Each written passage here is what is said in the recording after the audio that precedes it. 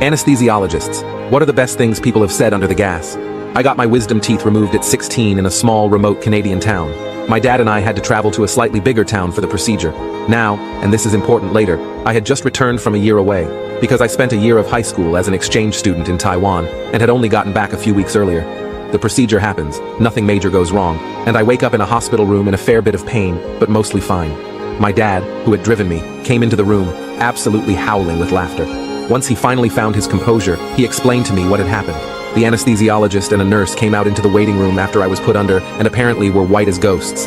My dad asked if anything was wrong, and eventually, the anesthesiologist explained to my dad that after he administered the anesthesia, I began speaking to him in fluent Mandarin, and that he thought maybe he needed to call someone to ask how it was possible that this redneck white teenager could suddenly gain the ability to speak Chinese under anesthesia. My dad thought this was the funniest thing he'd ever heard, and explained that I already knew Mandarin from my year in Taiwan.